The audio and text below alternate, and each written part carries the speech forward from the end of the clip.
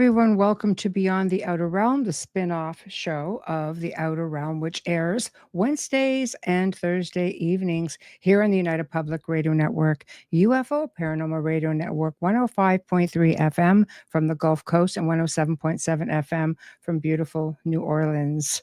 Today, we welcome back Luke Eastwood, and you guys would remember him from being on the show. We spoke about Scotia, Lost Sister of Tutankhamun, which is his newest book. And you can go in on the show description if you miss it the first time, and you could purchase it right there from the provided link. And you can also go check out the archive, which was very well received, and it was a fantastic segment. Today, we're going to talk about another one of his I guess, areas of research, or, I mean, he's written books on this as well, which is Druids and Ancient Religions, which is one of my personal favorites because, I'm sure I was a Druid in my last life, pagan something, because I keep gravitating back to that. And, people just look at me like I go completely against the narrative, but I do. And hey, that's the way she goes. So without further ado, welcoming back our special guest, Luke Eastwood. Hello, how are you? Oh, microphone's muted. There we go. Nope. Yeah, you just have to. Yeah, there you go. Hey. Hey, sorry. Thank you for having me back. Yeah. No problem. Yeah. It was me first. Do now. Oh, how are you? Welcome back. Yeah, it's great here. Very humid at the moment. We've had a real heat wave here in Ireland, and that sort of ended, but it's still very hot. So, yeah, here as well. The humidity is, I think, the most difficult part. Like the Florida Everglades or something like that. It's super humid and warm. But, I'm not going too much because we've had a great year, No, absolutely. You're not wrong with all of that. So, I mean, since you've been on the show, you've been busy. You've co-written another book, I believe. I contributed towards a new book, which I can show it to you here. Please, yes, please. Irish folk tales. Yeah, Irish folk tales. All right, yeah. The anthology of Irish folk tales. Volume 2. I have some stuff in volume 1, which came out years ago, I think, and this has just come out. It's published by the History Press, and it's really nice. It's got stories from all 32 counties of Ireland, and it's a hardback. So I just got that yesterday. Actually, it just arrived. So, I love it. I love the cover. It reminds me of some of the old hardcovers that were had that sort of a. I mean, I guess we're just so used now to these like very elaborate computer printed and books. But when I look at a cover like that, it reminds me of of a book I grew up with, a nice hardcover with all of the etchings and so on and so forth. It looks very, very nice. Yeah, so hey, George. Sorry. Angela Ainsley. I think she did the first edition as well, which is purple. It's a purple cover. I think she beautiful too. So I mean, she's obviously very talented. I mean, it's beautiful. It really is great. So it is beautiful. It's also nice to see some of Ireland is so filled with incredible pieces of folklores and oral history, and I mean, I think we're going to talk a little bit about Druids today, which it is one of my favorite. When I saw on your website, just like you're quite versed in it, and I thought it's really not easy to find people who have a lot of information. I mean, they didn't really leave much of an oral history behind. Bits and pieces, kind of, but not really in the way that you might hope for. There's no, like there's no like oral version of how to be a druid. Kind of, that doesn't exist. What you do have is a lot of folklore, a lot of stories, a lot of like sayings, other things which are another sort of sayings, called triads, and got sort of folk medicine and wisdom bits and pieces. So it's also rather fragmented. And you've got various traditions like called the Benfesser and the Shanachie, who's a storyteller. So you've got different areas of life, and like the fairy doctor that carried on through Irish history, which are kind of, you could say they're connected with the Druids, but all these different elements of what Druids did got sort of split up and scattered in different directions. So Mm-hmm. there's a lot of stuff to be found in the oral history, Mm-hmm. but it's all kind of, it's a matter of like going around and picking up pieces of a jigsaw which are scattered all over the country instead of just finding it all in one place. It's all Mm-hmm. over. So So, yeah, very difficult to like put a complete picture together. mm-hmm. So who And were they? Who essentially were the Druids? well, people will give you different answers to that. You might get 100 answers off of Mm-hmm. academic or off modern druids about what is a druid, but essentially, really, they are a sort of ancient caste of priesthood that you find in Western Europe, Mm-hmm. and include Ireland, and that would include Britain uh, up to the Roman invasion, Mm-hmm. would include uh, France, Mm-hmm. even little bits of Germany and Spain as well. They Mm-hmm. would do, Mm-hmm. and maybe up into some places like the Netherlands as well. So they Although, got around because most yeah, people would think that they were mostly part of the Celtic. well, yeah, that's where these people tend to have settled. You Yes. know, uh, what's Mm-hmm. broadly termed Celtic is sort of like an umbrella term, doesn't really mean anything. You Right. actually had sort of like different ethnic groups and Mm-hmm. arriving at times in history as well in more than one wave. So Mm-hmm. without, you can't someone a name that's like 20 words long. You got to kind of find one word that will do the job that sort of encapsulates. So that's why people use that term Mm-hmm. as, because it's just too difficult to create a title that sort of encapsulates the complexities of what these different groups of people actually were. Mm-hmm. You Yes. broadly say that Druids were Celtic people or Proto-Celtic.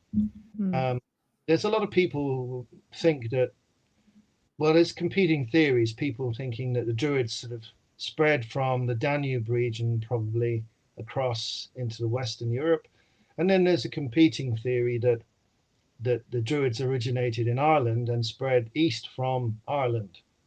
So we really don't know which is true. There's no way of actually proving either theory, really. You know. Right. So what were they? I mean, I guess they were teachers, they were, religious leaders, advisors. Mm. It seems like through any history that I've read, and this is what you're here to do, I guess, is to fill in the blanks or correct correct anything that I've looked at. But essentially, the people looked to them, I guess, as leaders on different levels until hence Rome came into the picture. Would it be safe to say that? Yeah. Well, you certainly, I think the early contact with Rome was via Cisalpine Gaul, which is like getting into Switzerland and Italy, and like southeastern France. Mm, That's really where the Romans would have first encountered them. And yeah, you're right. They were basically a very elite sort of class of people. They weren't like, you know, a kind of village priest, now like in some small village somewhere or a little tiny town where there's a Baptist minister who's very mhm, humble, maybe doesn't have a lot. mhm, They've been very kind of high class people. Um, you can't really say for sure exactly how it was in Gaul, but certainly in Ireland there was what's called a caste system. So you mhm, have everything from the slave right up to High King. And Druids were right at the top, but they were on the same level with the kings. In fact, they were the only people that were allowed to speak in advance of the king. If you wow. couldn't interrupt a king or speak in front of them, unless you were like a top druid, really. Anyone else, you might have been. I don't know what the punishment would have been for doing that if you were just some commoner, but you wouldn't have been permitted. Mhm. but these people were so important that they were allowed to do that. So obviously, they had a very religious function, and Julius Caesar wrote about their functions and what they did and how important they were in Gaulish society. And then I think there's mention of them later with some of the emperors that followed on. Um, Mm. I think it took quite some time to eliminate them from Gaul, especially, and then in Rome, in Roman Britain, they were kind of pretty much eliminated when there was a sort of siege of this island in Wales, what's now Wales, called Anglesey. There's so Uh, many stories of St. Patrick even they were coming in wiped there and out. having like Druid war, magic wars, and just like the folklore is crazy Yeah, when well, you that was a bit later. That would be right. nearly 400 years after the Druids were eliminated from Britain, pretty much. Although the Romans didn't get very far in Scotland, so they would have failed there. But Hmm. things are below Hadrian's Wall and Mm. across, into the borders of Wales and Cornwall, they managed to pretty much wipe out the Druids. Mm. Because they were, I suppose, a motivating force as well. They were responsible for justice and the sort of law, Mm. uh, enforcement of law, and as well as sort of religious beliefs. So, although I think there would have been maybe more than one type of pagan religion, there probably could have been a more sort of like commoner, sort of more shamanic kind of spirituality for everyday people, Mm. you know, because the Druids were officiating for princes and kings and the equivalents of lords and ladies, and the top people to a large extent. Not Like that easy to just push aside when you have people of that kind of status. I yeah, mean, like Merlin. I know Merlin is a title, but I mean, it was said that he was believed to have been a druid. yeah. Well, there's two historical Merlins, it would appear, Yeah. and it's still very very vague. When I say historical mentions of around the Mm. time period just after, but Hmm. really know anything about who this person was. The same with art. We really don't actually really know. We're just kind Well, of they believed he was Roman. guessing. Yeah, he Yeah. could well have been a Roman or Mm. maybe uh, a British Roman sort of Hmm. fusion. There was intermarriage between some of the Roman families and the sort of Celtic tribes too. Yes.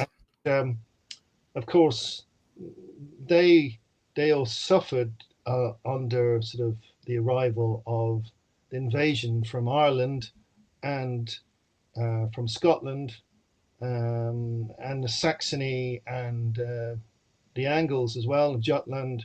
There was a kind of a sudden mass invasion all at once, which kind of destroyed Roman Britain. And then as the Saxons came in, they pushed the Welsh all across. Mm. And then, the Scottish people got moved further and further north, mostly by who then, of course, had a huge impact on Ireland as well. So Mm. the remnants of this Celtic culture got kind of pushed further and further to the less sort of habitable or less sort of agriculturally rich places. So, Mm. you know, Cornwall, you've got very much survival there, which is the far west, southern Britain, and Mm. then uh, to the west of this big river, the Severn, you've got the Welsh people, and then north of Hadrian's Wall and the Antonine Wall. Mm. They actually built two walls to keep the Picts and the Celts out because they were having such trouble, the Romans. They couldn't deal with the Scots at all. They weren't able for them. The So Scots. they built the huge wall to keep them out and the second wall after that. Yeah, Scots just weren't having it. Yeah. It just, yeah. Yeah. A freezing cold country in winter, very windy. The growing season is very short in Scotland. So in Yes. you want to be a tough person to survive there. I mean, if you look at the cows, the Angus cattle, like they're pretty tough looking. The big hairy yokes Oh, with horns. You the don't look like Highlanders. mess. You don't mess with the Highland cattle. No. And that No, the not at people are all. tough too, or at least they had to be then. Maybe not so much now, but Yes. back in those times they were formidable. And even going into the late Middle Ages and the Renaissance period, Hmm. the Scottish mercenaries, the warriors, had still this awesome reputation for being extremely tough. They were quite sought after. Hmm. You Hmm. need men come and like beef up your army. Where better place to go than Scotland? They were very tough. They were. I think they still are. I remember being in Scotland and they were voting for something. We're not joining this, and they ended up didn't. They didn't. Like they were pretty hardcore about. I think joining Well, whatever it is at the time, the political stance at the time. yeah, that And it could was have just been like Brexit or something. I'm not really sure now, but wherever uh, it was, that it was like a nationwide thing. Usually you'll see communities. It's like across the country, everywhere I went. It's like, yeah, I didn't and then get to. Although I was born in Scotland, but in order yeah, to have voted in that, I would have had to be resident for 3 months to then get my right to vote. But yes, it doesn't matter that I was actually born there, so yes, I didn't have any say in that whole Brexit thing. that's Uh, what it was. Yeah, but apparently they got their way, so they're yeah, still hardcore. yeah. I guess, Well, united. there's a huge uh, sort of cultural heritage between both Ireland and Scotland. You probably know Mm-hmm. that already, but you've got so much commonality between the sort of Druidic pagan Mm-hmm. that existed back then, Mm-hmm. because people were colonizing Scotland from Ireland going back probably, you know, more a couple of thousand years plus, ago. Mm-hmm. They going from one to the other, mostly from Ireland to Scotland at A that. lot of similarities that Yeah, even Britain at the time yeah, didn't quite share, at least not on the same level. yeah. And of course, there's a huge language similarity between Gaeilge, which is Irish, and Gaelic, which is the Scottish uh, Yes, version. And yes. even today, they're very, very similar. They're not exactly the same, but they're still very similar.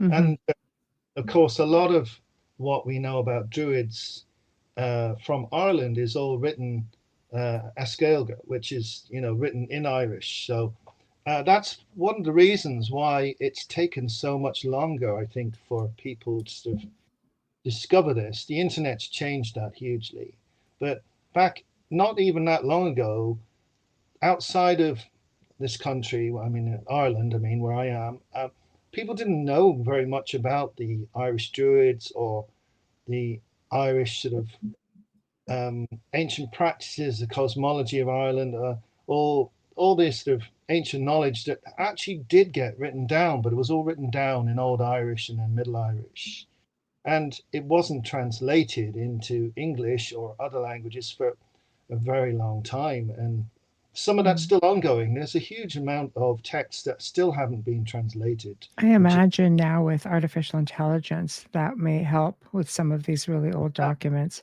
yeah, absolutely. It really could speed it up Mm. because ultimately the scholars can take a long time. I was talking to an academic who does translations. He written a Mm. book called Dara Smith, and he was saying sometimes they have like huge arguments that go on for like several weeks about a couple of words, and what it Mm. exactly means. And you Mm-hmm. know, getting some of It's these works translated fully can take a long time because they're niggling over small little things that aren't well, it's obvious. apples and oranges. Translation is such a big thing. I mean, you just look at one when they translated, like the Bible, like the Red Sea and the Sea of Reeds. Theologians have Mm. bantered back and forth with that for a really long time, but it goes to show you just like a one little can change. It's Yeah, like a one word really, you know, meaning entirely. So yeah. yeah, there's a lot to unpack. So I Hmm. mean, there is this false idea that we don't know anything about the Druids and it's all a mystery. That's just so not the case. But Mm, it does take a lot of digging to find all this stuff. I mean, mm, I've been in a library for 30 years now. Yeah, I started about 1995 was when I first started buying books on Druidism, and Hmm. a few books on magic before that. I was interested.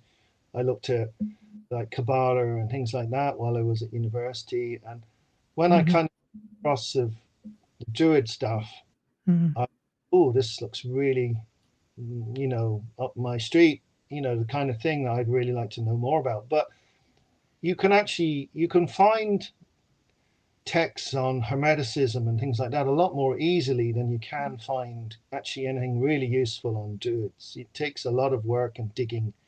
You nearly And have then you have to connect the dots, right?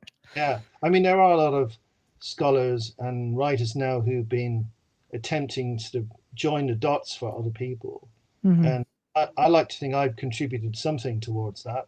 But I mean, Hmm. there's loads of other people, people who came before and still here now who have sort of made massive contribution to sort of bringing a lot of this obscure information forward so it can actually be used. But I I mean, think knowledge is no good if it just sits there in a vault that no one ever has access to.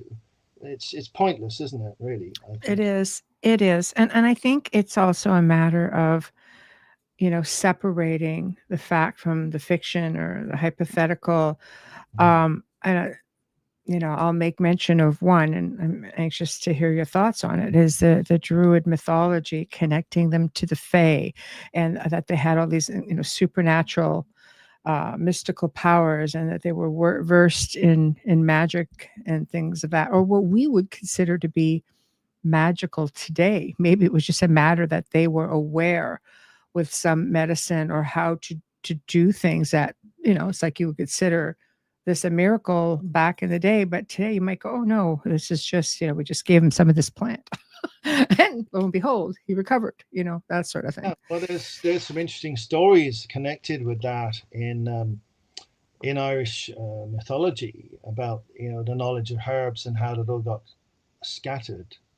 You know, I won't tell you the story, but it relates to the people called the Tuatha De Danann, which are often equated with fairies, or often referred to as the good people, or Elshi is the Irish word for them, I guess. Um, Mm. I think is means good people. That's Hmm. another name. So, um, in reality, they probably were um, a group of very, very talented people. Maybe they were early Bronze Age people who arrived into an island that was still in the megalithic period and brought all this metallic knowledge, metalworking, bronze, gold, blah, blah, Would make and a lot of sense. all kinds of advanced tech for its time. It could be simply a case of that. And so it became magical as Yeah. opposed to advanced. I this is my speculation. I'm not saying this is Well, I actually. think it's all in the wording. Absolutely. It's all in the wording, of this is what I mean as well. Those who were, where were the witnesses? Mm, Because the Druids themselves may have had complicated documentation or oral history, but then you have those who witnessed this. And back then, I mean, how many people actually knew how to even write? So you're getting into more oral history, yeah. or imagery, uh, but the story, it's like catching the fish that's this big. And by the time you finish telling the story, it's this It's big. dark. It's you know, exactly. So separating fact from fiction. that is Wayne, that is a weakness of oral tradition, is that Chinese whispers thing can happen. But it's also, if you have enough people to know a story, then it's got tremendous strength to be passed down. And yes. people do want to tell it faithfully. It's just that, unfortunately, sometimes people do make embellishments. Like going back to the Tuatha De Danann, they're this mythical race, and in that I think they existed. They must have existed. They arrived here in Ireland. Different speculations about when. Some people like 2000-ish BC, and some Mm. people later, like 1500 or so, or roughly. And then the next wave of people was the Malaysians, who Scotia came, and they had this huge war that went on quite some time, and the Tuatha De Danann were experts in magic seemingly, although ultimately this druid called Emergin sort of outdid them in terms of magical ability, and an alliance with the goddesses of Ireland that enabled them to come and over. So part of the mythology is that the Tuatha De Danann, by agreement, went below ground and they owned Ireland beneath the soil, and the Malaysians owned Ireland above the soil. So that's why you get this thing about burial mounds and fairy forts and all this into the Tuatha De Danann, that these people went underground and entered into the fairy realm, into sort of Tír na nÓg, and there's various other names as well for the same place. But I think it's more metaphorical than literal. I think there's been spirits that live in the land. In fact, all over the world, you've got the same phenomenon in different cultures, where you have invisible spirits which are part of the land, and they have become acquainted with these people somehow. Although I think they would have been there always. They didn't arrive in on boats from another place. They were in the land and were always here since time immemorial. But I think something's happened where these people, the Tuatha De Danann, have got connected with fairies somehow, and a huge belief in them. I mean, they're all over the world. Too many sightings, too many similarities with people who have not traversed from one side to the other. Well, once you've experienced it, I mean, a lot of people don't believe it, but then, there's ridiculous Victorian idea you were saying about misconceptions. A lot of those ideas come from I think this Victorian, or was it early Edwardian photographs, which were all fakes, which were these tiny little winged people. They were actually cut out and photographed, and just very cleverly photographed out, and people thought, oh wow, real proof of fairies, amazing. But fairies come in all different sizes, and they're not all like Tinkerbell. They're not all cute. Even Tinkerbell was hostile. Never mind. Yeah, well, yeah. Oh, well. She meant business, that one. Yeah, that was kind of jealousy, though, as opposed to pure desire to harm people. And of course, there are good and bad fairies. They are hostile, genuinely hostile, and those that are maybe agreeable, and then those which are ambivalent in that they could be either, depending on how you behave towards them. So, and it isn't just in Ireland. This is everywhere around the world. You get these legends and this belief in the unseen. But I suppose we've been almost trained not to believe it, trained to not see is beyond sort of everyday vision, and not to trust our instinct, trust our intuition, and science. I mean, science is brilliant. The Druids of their time were scientists. They were certainly believed in exploration of knowledge and developing. So I mean, science is really valuable, important, but it has its place, but so does the science of spirituality that sort of science can't really explain or tap into. No, I am a believer, as a seer, as an experiencer of many things. I definitely do believe in the ethereal world, or all of the different dimensional stuff, and it's nice to see science catching up. Oh, we do believe that the essence goes on after physical death. No, you're kidding.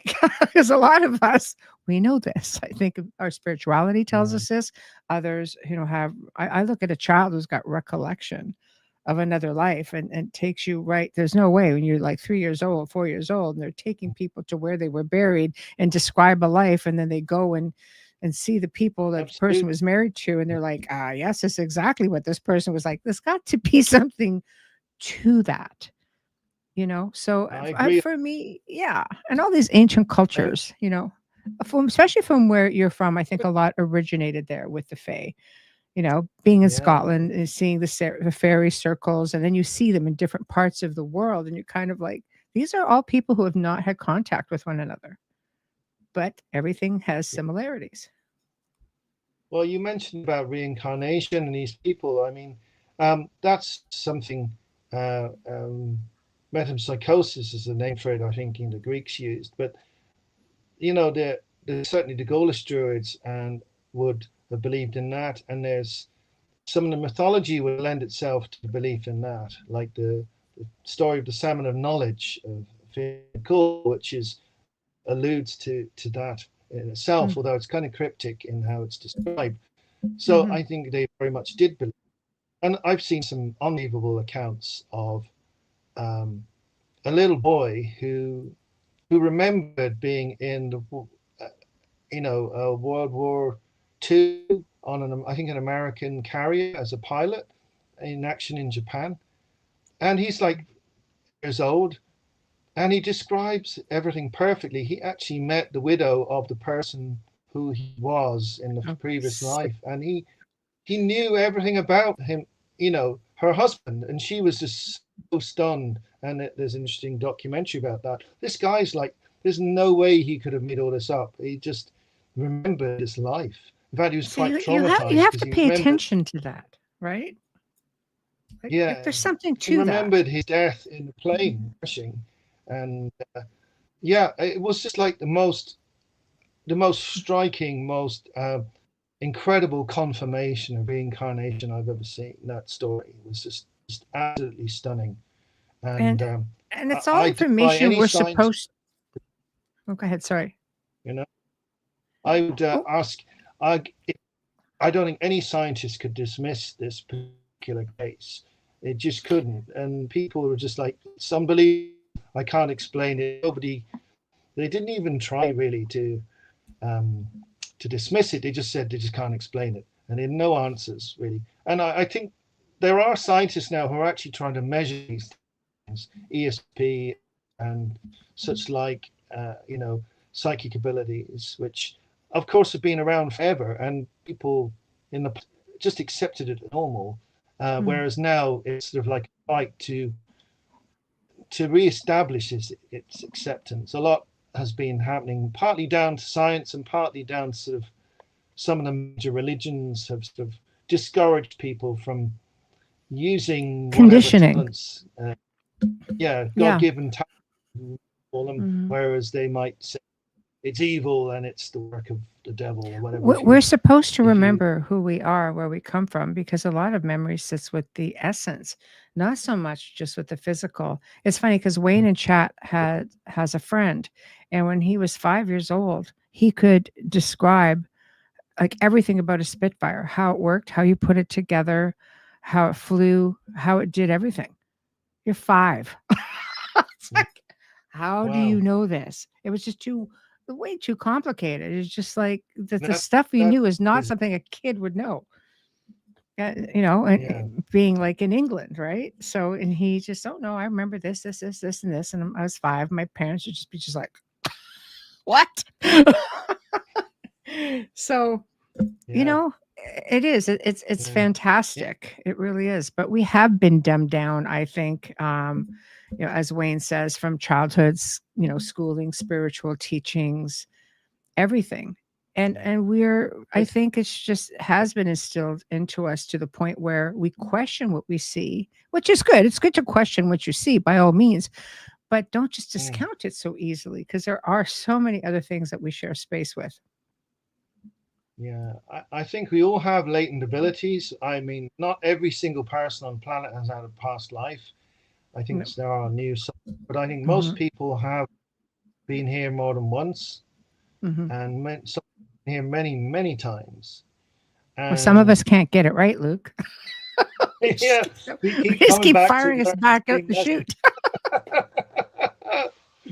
Yeah. Here we are. Yeah. No. I like to think I'm here to enlighten people. I guess we don't like to think we can do that, and hopefully we can. But there is a bit of a sea change, and people's attitudes are changing, and beginning to sort of think that maybe we should be allowed to explore what other God-given talents, for want of a better word, we all have. I think it's latent in everybody. Most children are born with a certain amount of ESP, or if for want of a better word, Mm-hmm. and intuitive abilities, which are often like sort of just knocked out of them one way or another. And uh, instead of doing that, I think they should be encouraged and developed, not suppressed, Mm. because they're part of human life and they're part of our our talents and our ability to sort of live in the world. It is something useful. Like having eyesight is incredibly useful. So is like having like uh, intuition or foresight, very useful too. Mm-hmm. And we should use these abilities. I don't believe this idea that if there's a God and God say gave us the ability to sort of intuitively know things, that somehow that's evil. It's like saying like God gave us eyes and a nose, but it was the devil that gave us ears. It doesn't make sense. No, We no. created God's image, and we are sort of divinely inspired beings. Then why would we be given talents and abilities that are I, just I I agree. It's believed that we were given everything we would need to exist here, yeah, and that the planet itself gives us everything we need to exist here. yeah, But I think it's mankind that, through different avenues of putting things in the food, maybe doing a little bit of this with a little bit too much stuff, that just from the time that we're young, to kind of dumb this up, the yeah, blocking your third the eye. intuition. Yeah, exactly. So when you start looking into all of that over many years, when by the time you're 50 years old, if you're this is a type of stuff that's in the Yeah, environment or that's in your food, then after a while, mission accomplished. Some people are yeah, able to retain it, but I think with children, they haven't had time yet for conditioning, or they haven't had time yet for that lifetime of dumbing down. So they're very pure. And they'll not, they can weave a good tale. So you know how to watch how you try to retrieve that information, because they'll definitely take you down a good road. I have a grandson who's just like, oh wow. It's like, okay, but he's very intuitive. I often see him looking behind me going, who's that? I was like, oh boy. But yeah, you know they can see, and I think we yeah, as adults have to give them that credit and not discourage them yeah, with. absolutely. And you know, these things, these abilities, they are not good or evil, neither. They are just what we have and can develop. Mm, Ultimately, it's our choices that make us good or evil. I, that we can do is basically a tool. We've got tools to be either creative or destructive, good or bad. Like, a kitchen knife is a brilliant tool for a chef, and they can make a wonderful dinner, but someone else can use that to stab somebody and kill people. So it's not the tools themselves, the abilities we might have aren't, they're not evil. It's what you choose to do with them. And I think all the intention. books are all these religious books. Ultimately, the message is about we have free will, we have a choice, we can choose a righteous path Hmm. towards holiness and ascension, sort of trying to evolve spiritually, or we can just choose the other way and go down and just be selfish and cruel and evil and destructive. And really, literally, a binary choice that we will have to make every day.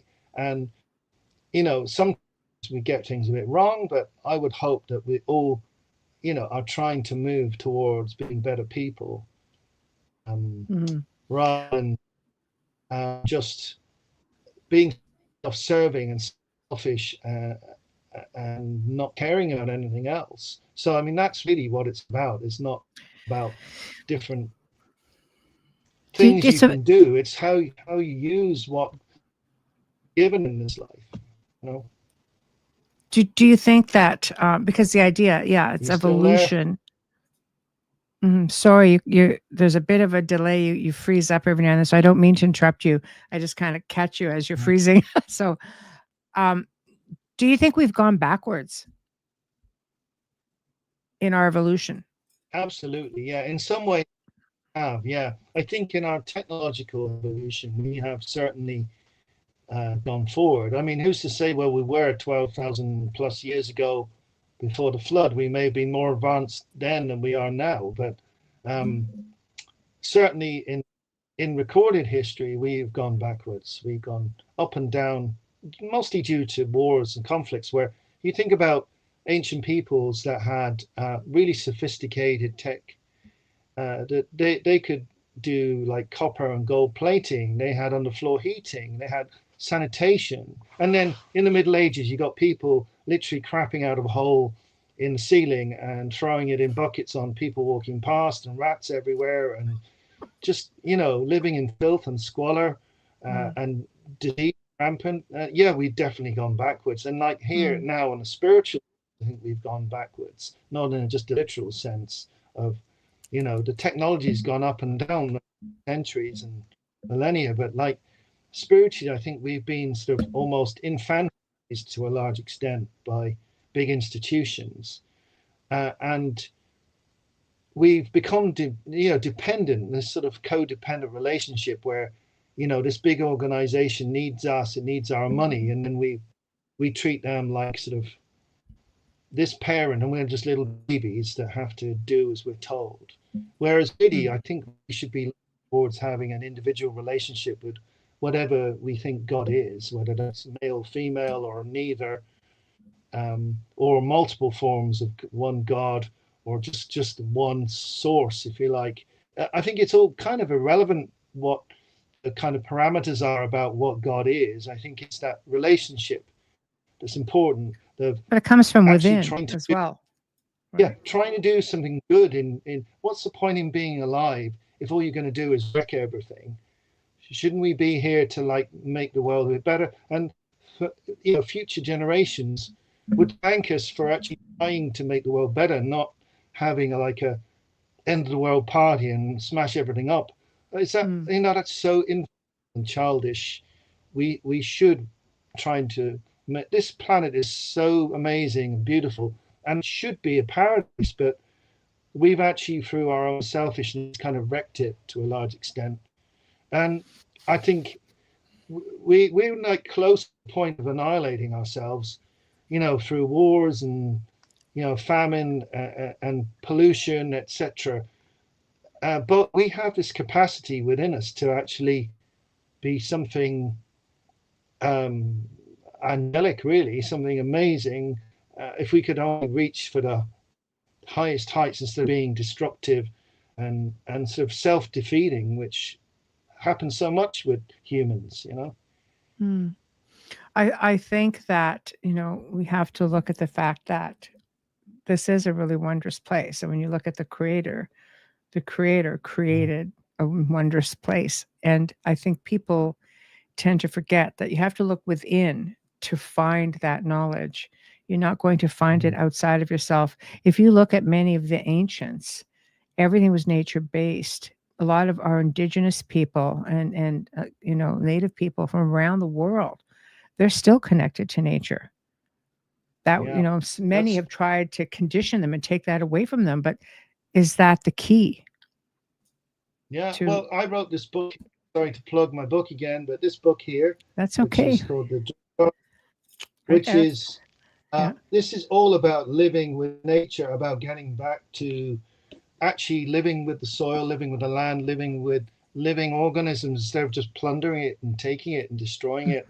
And Mhm. I, at the beginning of it, I tell like the history of gardening from the very beginnings and it's a real sad story because it's a story of like degradation and going from like being connected to destruction and just basically wrecking the planet for money, and Mm, just making rubbish food now and polluting everything, poisoning things, trying to even adulterate nature to the point that it's like not even real plants anymore, and animals too. They've just been messed with. Um, in a way that they don't know that it's even safe to do it. And Well, we have to frequency. go back.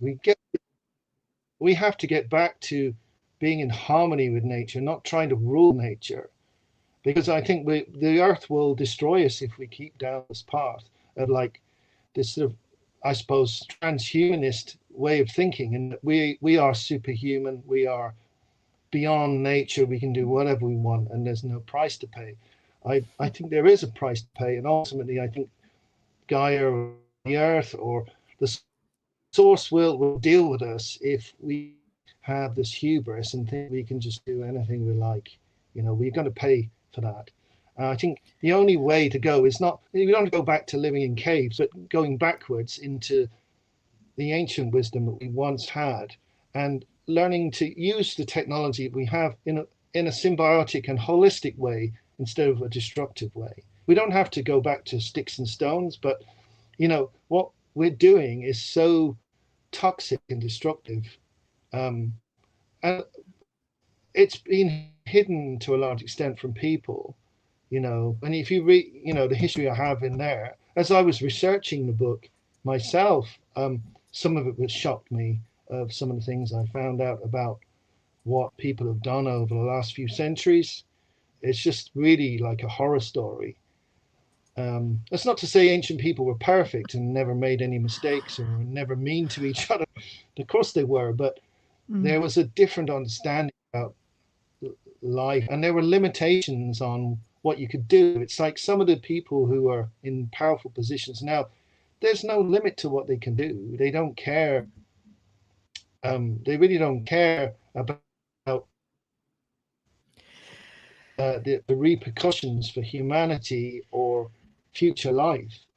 They just want to make money, and Mm. you know, money is such a, a futile and sort of trivial Mm. thing to base your life Can't take it with philosophy you, you know. just money when Mm. you know life itself is something that should be sacred, and we should be putting that first. Well, life has You still been there? here yeah, yeah, you're frozen for me, but I can hear you. Hello. Hello. Hello, hello, hello, hello. You're frozen. Uh-oh. Definitely on Oh, his you end. back? You're There back. you're back. Yeah, you completely froze. I was going to Yeah, say, like, I lost it completely for a while. Yeah. yeah, we're not the first kick at the can on this planet. You know, we're I don't know how many civilizations in. I mean, this planet has been inhabited many times, Mm, and you know, we come, we go, and the planet rebuilds. I yeah. think that you have so many people that are so intent on getting off this planet and seeing what's out there, what's out through the stars. We haven't even explored the deepest depths of our oceans. We don't Yeah. have any idea. We have cave systems that are allegedly have their own ecosystems. Well, we know, I won't say allegedly. Go to Cambodia, you'll find one right there. Like there's so much about Yeah. this planet that is still wondrous and undiscovered. Why is it that we're so hell bent on destroying it and trying to get off of it? Yeah. Well, there's two things I think are just uh, indicative of the insanity of modern humans. One is like spending billions on rockets to go to somewhere else when we could be fixing this place. And Mm. yeah, as you say, exploring the bottom of the oceans and yeah, all these cave systems and all this incredible stuff that we barely looked at. Hmm. I think a tiny percentage of the ocean has been actually explored. I know. It's like a couple of percent or something. Uh, Hmm. Even like some of the more remote parts of like the north and the south, where Hmm. it's really freezing, that haven't been properly explored. Hmm. Uh, and then the other thing that we're wasting all this money on is killing each other. You know, I don't know what the spending per, total spending of every country in the world is per year Mm. on death and blowing people up. But I'd say it must probably run into like trillions probably. Well, without a doubt. Tomorrow we just suddenly decided, right, let's just get rid of all these armies and we're going to close down the defense industry everywhere. You could transform this entire planet in a matter of like a couple of years with all that money. Mm. There's no reason for anybody to be starving, anyone to have no water, for anyone to have to live in like a, a shack, Mm. for people to be uneducated, have no access to knowledge, and proper food, water, etc., housing. We've got all these resources, and I'm not saying that we have to become communists. I'm not in favor of No, no, that. no, no. I think it just comes down to control. Yeah. Those who control the narrative Mm. control the past. You control the future. Yeah. You have the money. Is controlled as well, not Yeah. just the present and the future, but yeah, Yeah. our perspectives on history are just, based on a school education. They're so poor, so narrow, and such a small amount of information that we're actually taught about the past, about Mm. people and how they lived and what their values were and the knowledge that they would have had. That is just sort of, that's like an afterthought, really, isn't it? Mm. It That's is. a pity. It is because I think that, there have been many cultures here. If you get back into Atlantis, ancient Lemuria, there's continents beneath the ocean that had cultures on them at one time. Everything, has gone down as everything has shifted around. But you had technology, you had like that. I mean, right now we're like, oh my God, what we would do for this type of technology. Yet these cultures no longer exist.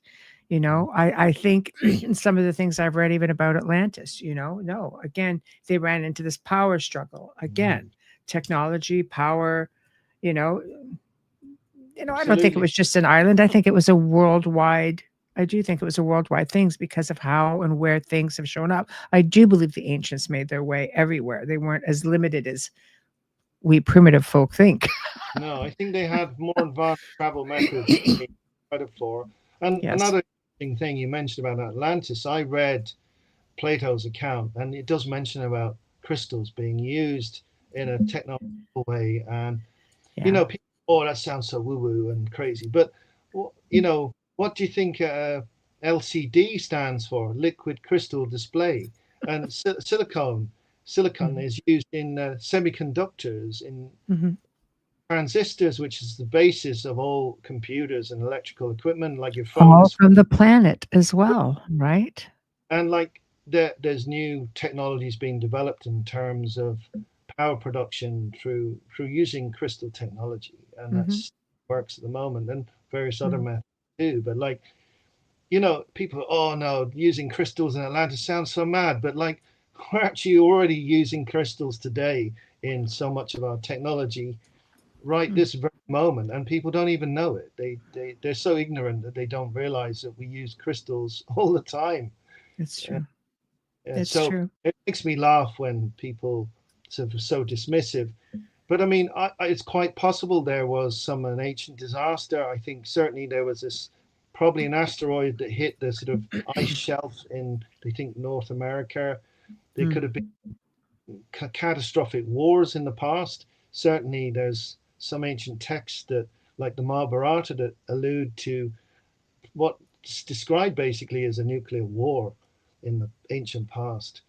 Um, Well, of you course, see it on some structures. You see like burn marks and yeah, really ancient structures, and you see them on, in mountain sides of mountains, and like there's definitely something that happened here, without a doubt. and you know, sort of silicon dioxide, which is basically sand. When you melt it, it forms like glass, and certain deserts in the world there you find underneath all the sand. What have you got? You've got exactly that, um, which would be indicative like of either a massive explosion or high impact things like a meteor. Could Either of those things could generate that kind of heat and pressure.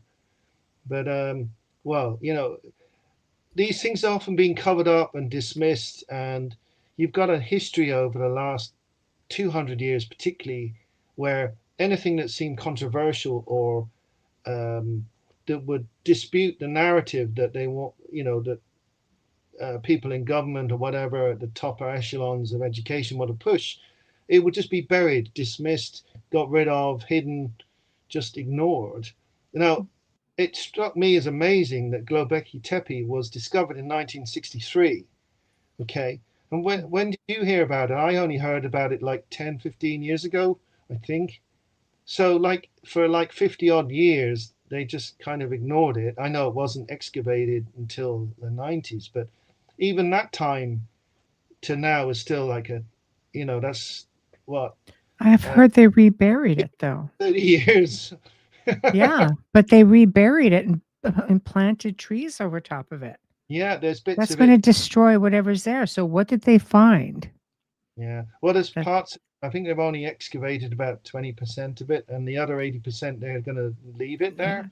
Well, And there's like, another like 8 just like it. One they just yeah, found in the yeah, last 5 to 10 years. It's older. yeah, they found much older stuff. Yeah. And, all these archaeologists who are like very conventional are like freaking out. I mean, some of my work there, I remember talking to an archaeologist about the possibility of ancient shipping, and this guy was just poo-pooing it all and go, "Oh no, it's not possible. They couldn't travel, those distances." And like there Mhm. was no willingness to consider the possibility. And there's actual proof that they could. There Mhm. is actual, real physical proof in the terms of actual boats. And I think it's might be. I'm trying to think if it was Crete or Cyprus where they found these murals of ships, which they dated from the paint. They dated it back to about 17, 1800 BCE. So we're talking nearly 4,000 years ago. They had They these could have really done it. sophisticated ships, which they actually pictures of them. Mhm. And the Egyptians made models which are buried in the tombs of some of the ships that they built, like little miniature versions of them. There's a giant one right Yeah, between the 6,000 years ago, the Sumerians were making pretty good mm, ships. I mean, mhm. they weren't ocean going back then, but they were pretty good. So, are we really supposed to believe it took like another, 3, 4,000 years before people could make proper boats to get around in? I don't believe that. And that's just one example. There's so many areas of life where we've been told that people couldn't do anything. They weren't able to do X, Y, and Z. It just wasn't possible. And suddenly we leapt forward just like that, you You know? have to look at the different structures and monuments throughout the world. Just pyramids alone Yeah. might be shaped a little bit differently when you're looking at, let's say the South American Mm. cultures to the Egyptian cultures, and just look at like Bolivia. China doesn't want to talk about their pyramids, but there's lots of them. Yeah. Why? There's 2 or 300 just in Egypt. I mean, when you start looking at that and the similarities, how can you say they did not make their way around? Just go to the Grand Canyon. Just look in Arizona. There's a Sphinx in Arizona. There's no missing it. Grand Canyon is said to have one. Like, you start looking at these images and you kind of like going, no, there's just no way they didn't get around. Yeah. No Well, I way. mean, of course, there is some stuff that people come up with which is just like pure speculation and a Of bit. course. But then what happens is, one person comes up with a loony idea, and then so they just dismiss all these theories as rubbish. That everything's rubbish because of one, crackpot who says like, I don't know, something really bizarre and nonsensical. But I Mm. mean, if this thing just really purely logically, it's obvious that we're not getting the full story. Well, And how then do when, you look at a structure? Like, I'll give you an example because we had Deborah Thunderbeat come on. She's in Arizona. She's traveled the world. She's a very respected artist, singer. But she does a tour, which is ancient Egypt in Arizona. And these are structures. It's not like there's something hidden in a cave or anything like that. It is a structure. You look at that, you can clearly see it's a statue or structure of some sort. Like, there's no really missing what it actually is, except maybe missing the point that somebody put it there that would have had some kind of ancient knowledge, or would have at least traveled to the Yeah. other side of the world and come back and say, "Oh, I can reconstruct this," which would have been quite a feat. But like the information, I guess, is where I'm going with this. It was being passed around somehow. Yeah. Well, there's an interesting kind of correspondence which seems to be overlooked in the past, which people are looking into more, which is sound. The Yeah. uh, Mhm. inside the pyramids, the sound in various safe sites, including some places like up up uh, up in Newgrange in County Mhm. Ireland, Mhm. and it would appear that the ancient Druids had uh, particular knowledge in reference to sound, and certainly musical instruments are very important in ancient Egyptian culture, in China, and in Ireland too. In fact, one of the most amazing things I could believe was just really shocking. This Proto-Chinese script, which is about 8,000 years old, right? They found these flutes that they'd made, perfect tune of flutes. Hmm. So 8,000 years ago, these Chinese people were playing flutes and writing, and that's all kind of covered up. And then, like you say about the pyramids, why is it they won't let anyone look at them? What are they afraid of people finding out? Mm.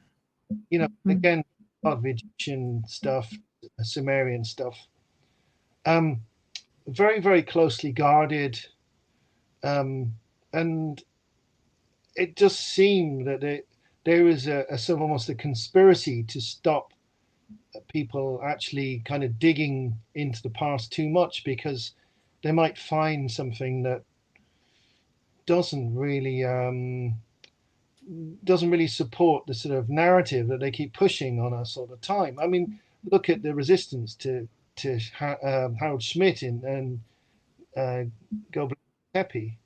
I think I got the first name wrong actually. But anyway, he's dead now, but his work initially was not supported, and over time, obviously, it became a big thing. The Turkish government got behind him on all this. But I mean, if you run into resistance, I mean, imagine, if you found a site, say in the United States, and it happened to be like 15,000 years old, and the CIA or whatever, the Smithsonian this information of what you found. Do you think that would become public this year or next year or in 10 years or more like in 50 years? Probably, wouldn't it? There You know? there are people, I think if you're not part of academia, there are people who have found discoveries. There's a lot of people, I know of a couple in the United States which have kept their findings very quiet. Nobody knows about them because they don't want people like the Smithsonian coming on to their property and trying to fudge things up. They know what they have. They have pre-Columbian structures there. They know there's something very substantial about what they have found.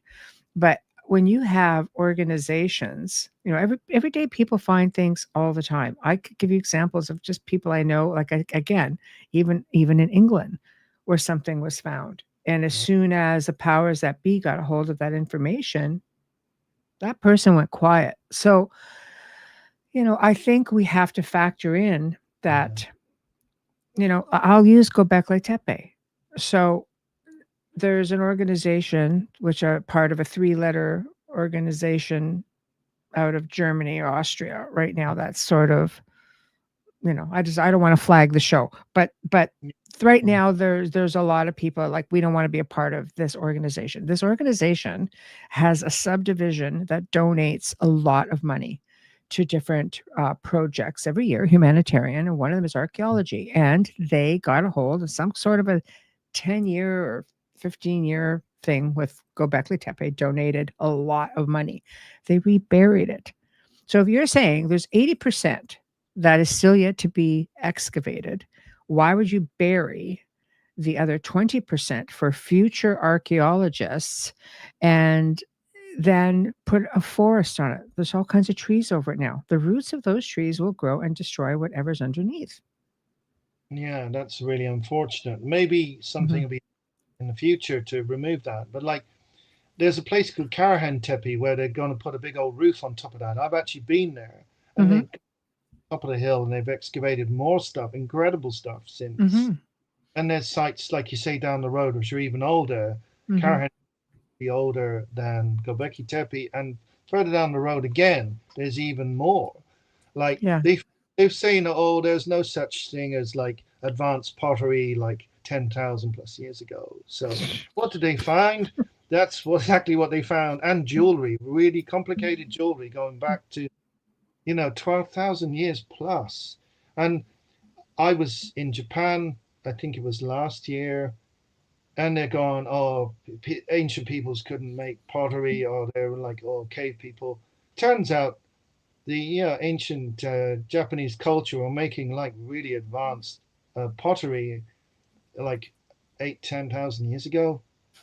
So all this narrative, like, oh, we were pretty much savages, and about 4,000 years ago, ish, maybe 4,500 years ago, we suddenly got writing and the wheel, and we started making proper clay pots, which were nice, and discovered jewelry and art and design, and that's all lies. It's all such utter uh, Mm. codology and rubbish.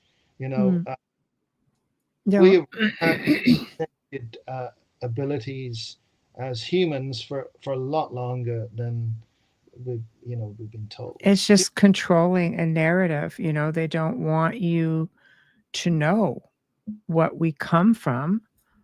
Mm. You know, I grew up they. thinking that we were like savage, like you know, probably much before Christianity, and like that a few thousand years ago we were going around in animal skins grunting. Probably most people, grew up thinking that, and then you get older, and Mm.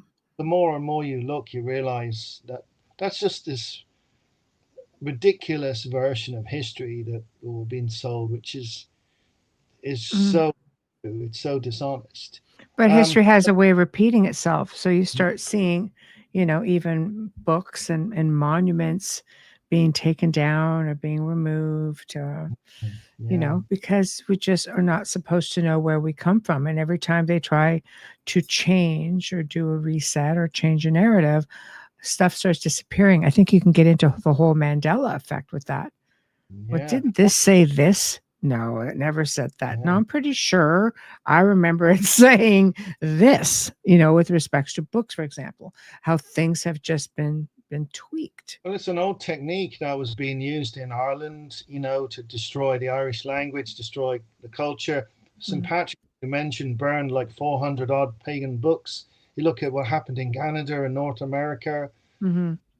um, attempting to destroy the indigenous people and, completely, rewrite their culture as if it didn't exist. Mm. Uh, it's the same in all over the world. You've got different empires that have done this over and over again, sort of erasing people's history and sort of just Mm-hmm. to destroy them. And it's happened in every continent. You know, there's Mm. I think it's the Tangut people in China, the Mongols, the Genghis Khan really didn't like them. He got treated very badly when he was a prisoner there, and he just Mm. erased the entire nation, erased it. And all that's left is one monastery that he promised not to destroy, and some of the tombs of the rulers. Everything else is gone, and nothing about them. Their language, their culture, their history, their clothing, everything is gone. It's Mm. just a little bit of archaeology. Yeah. It wasn't like the first time it happened. It's happened since, and it's happened many times in the past. I just hope it doesn't ever happen again, because I think we need to evolve beyond this kind of brutality. And it's getting a bit late in the day for that kind of, Mm-hmm. we are in the last chance saloon pretty much, I think, as a human society that I Mm-hmm. think pretty much sick of us at this stage and wants us to change or just clear off.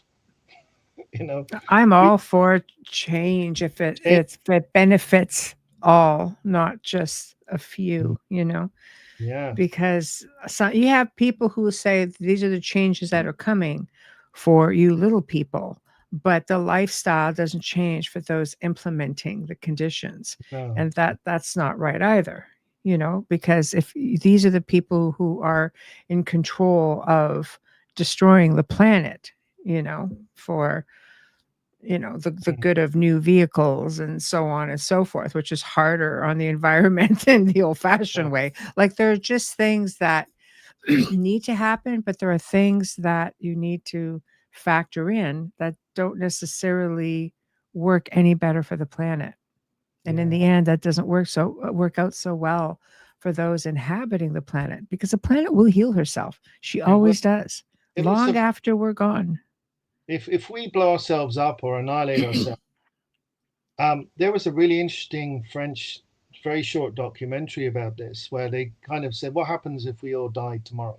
All the nuclear power stations would blow up, and the place would be full of radiation. But after about 30,000 years, the Earth would have completely regenerated, and it'd be like we were never here.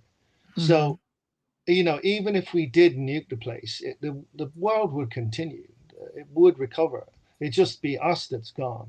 And like, I think we're almost like suicidal. And I think there's a lack of spiritual underpinning to modern society is the real fundamental problem. eh, Mhm. That we've lost our way. We've lost our spiritual direction. I think we have to refine that as a species. I Um, I agree. I think we need to, like, Kathy says, somewhat like go back to the horse and buggy, so to speak. Go back to basics. But we mm, do need to get back in touch with our higher selves, with our creator. And it doesn't mean you have to be in an institution, you know, so to speak. You can find that within yourself, and you get that by going back to nature. It becomes natural at this point. I yeah, guess we've sort of lost a natural way. Everything's become synthetic. I laugh when I see these new virtual glasses, or you can go pay to have a virtual experience of walking in a forest. I'm perplexed. I'm like, why don't you just go walk in a forest? Now I yeah, get if you are in a what I call the concrete urban jungle, you're in the cities and there's no forest around. I get it. It is the next best thing. But when you're sitting there and you have mm, access, it's kind of crazy. Why don't you just go get the real experience? yeah. Well, the best option is actually just move out of the city and go and live somewhere where there's nature. But like, Hmm. the first time it was a few years back now that for the first time ever in human history, more than half of humanity was is living in an urban environment. That had never happened up till like I think it's a 3 or 4 years ago that it happened. You know, Hmm. it's been climbing obviously, and then it passed the 50%. And then the fires happen to push Yeah, everybody back in. yeah. Well, I mean, Just I saying, I'll leave that right there. yeah. Well, people that know about that will get that. So we don't need to dwell on that one. Yeah, but there Yeah. is definitely a push towards urbanization of everything. And, Mm-hmm. you know, I suppose we have a choice between like heaven and hell, really, because not in just a spiritual sense, but in a literal sense, because we could have a dystopian future where everyone has no freedom, where everything is done by robots, where there's nobody living in the countryside, that's all done by robots, and they farm, and we all herded off to the middle of a 15-minute city, and we're stuck in that, and we've no choices. Or, that's the hell. And the heaven is like a world with actual real freedom, with real nature, where we live in a symbiotic way with the world that's around us. That would be heaven. I do not want to live in this, world of futurism. I'm not anti technology per se, but you can just know that if it's possible to abuse like AI, to abuse robotics, to abuse all this tech that we're coming up with, that there's somebody out there with a lot of money who will subvert it and pervert it and use it just to tread people down into the dirt all that much more. So It's I'm thinking about, happening. Yeah. we need ethics. We need people to run this world who actually care, who actually are ethical people, who who care about humanity and the world and actually have a sort of spiritual center, some kind of spiritual compass. I feel like so many of these people have no compass whatsoever. They're just purely out for greed, self-serving. They don't have any grounding in spiritual life, or if they do, whatever beliefs they have are so twisted and perverted that they have lost all sense of humanity and empathy. And It's I don't sad want because that. I you just do. you need to have that balance.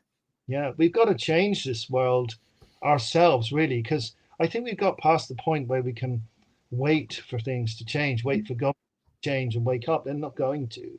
I think Mm.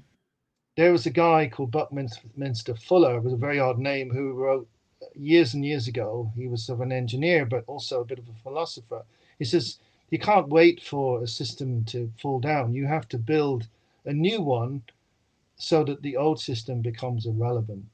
And that's basically what we need to do. We need to create a new paradigm, a new world, a new way of looking at things that will make these people irrelevant. That, this kind of self serving and sort of corrupt way of uh, running the world will just not be even relevant anymore. And they'll just have to just disappear. And without, I agree, but what happens when you're dealing with frequency with those technologies, and those frequencies are on every corner, and you can just, hike that up a little bit, and then it changes what happens, because we are energy, yeah, water well, and energy, both of which can be manipulated by frequency. there is a lot of manipulation going on. And, Yeah. they're trying harder and harder. But I mean, back in the day, the Roman times, they had a fella that came out into the square and read the news out to people from a scroll. And then it Yes. evolved to like a guy ringing a bell. And Yeah. I remember that. it's Not that funny, it was there. Well, I might have been, but oh, I you do know, remember. they go, Yeah. oh yay, this is the news of the Yeah. week. And now it's moved on to like, we've got 5 and 6G coming down the road and super fast everything and instantaneous blah blah. But Mm. ultimately, all these things have been about controlling people, not about informing us. It's about giving you a version of reality so that you will conform. And I Mm. think people are waking up to that. They're realizing that actually I'm just being fed lies, that the real truth is out there for us to find in, like you say, going inwards, but also going outwards and, meeting other people, looking at the true history of things and Mm. actually connecting with that, so that we can actually find something authentic instead of something that's fake.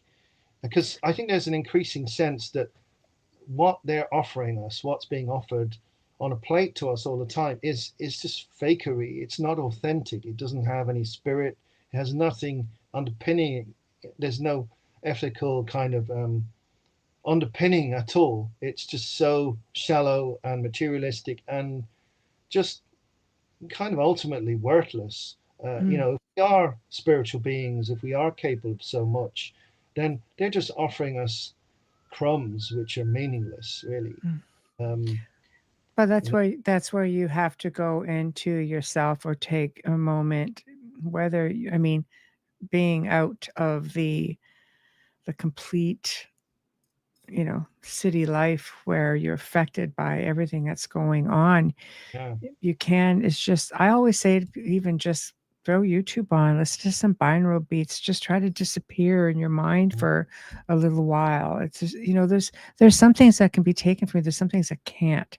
So, that's something you have to be diligent with, to you evolve any way you can. Because in yeah, all the research that I've done, because I've been researching many things for the last 2 decades, especially working in media and helping consultation, creation of shows, things like that.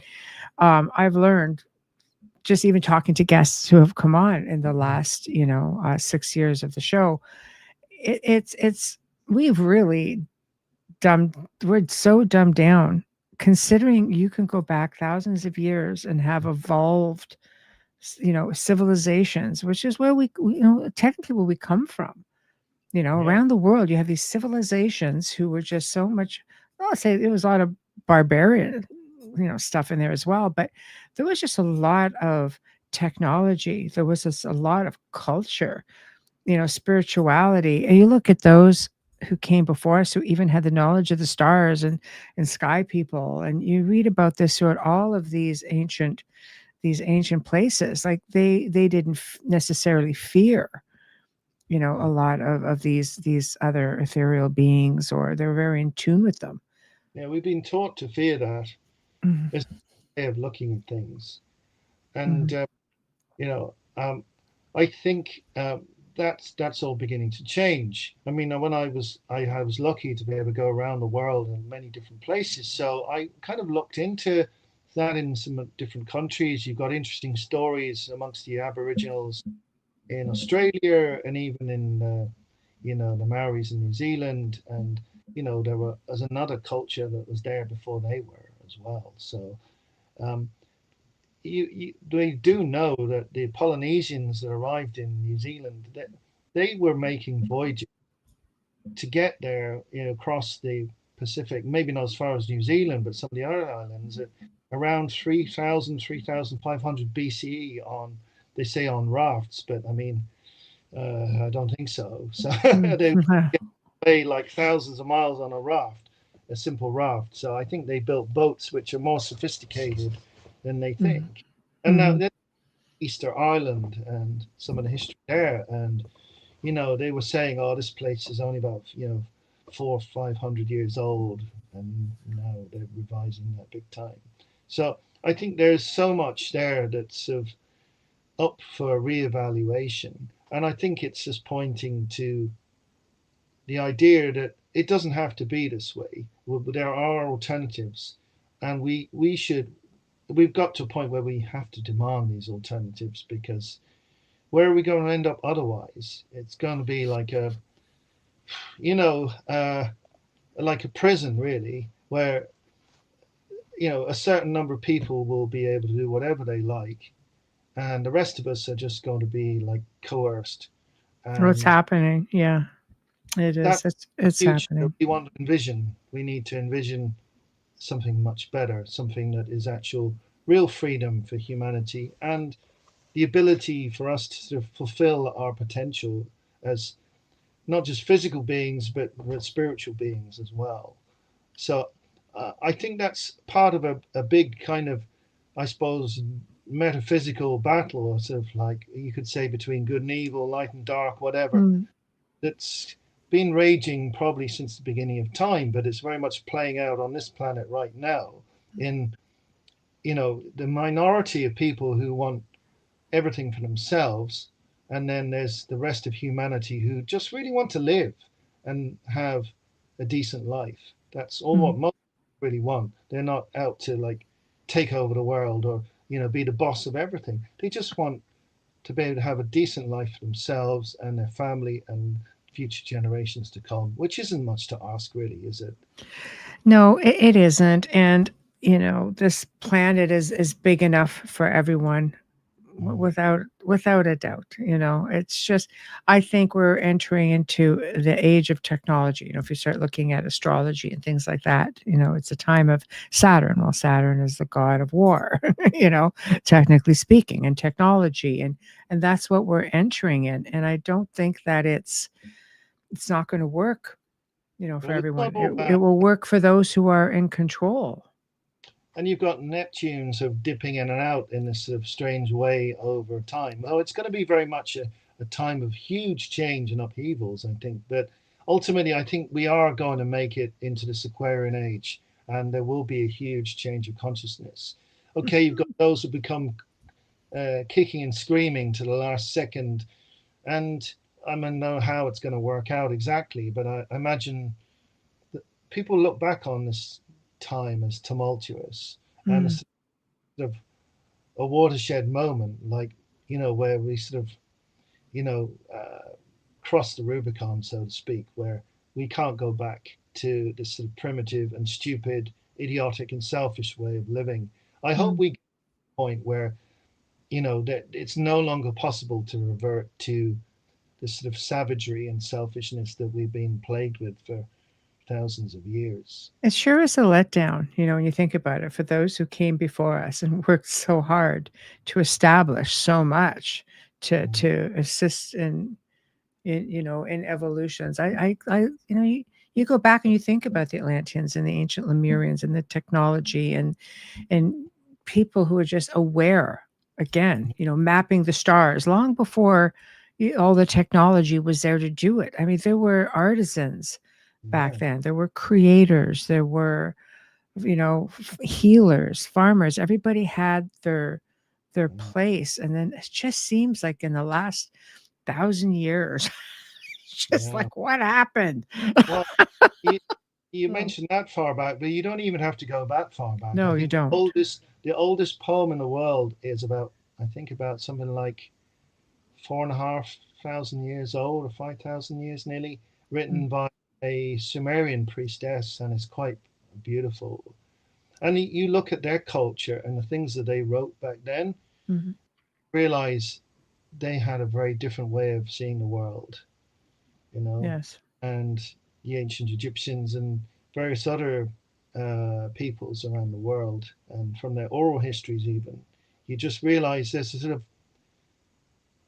a different level of empathy and relationship between people and relationship to the earth and all living things. And you compare that with sort of the triviality of so much of the modern world, and you just see how we've descended to such an infantile and ridiculous state of consciousness for many people. And then the hopeful thing is you can see the kickback against that, the desire for something that's real, that's Mm. meaningful, and people just thirsting for a new start, something, a chance to actually sort of do something differently that actually maybe will last. Because we've been up and down over, like you said, over millennia. Mm. It got better, they've got worse, they got better again, they got worse again.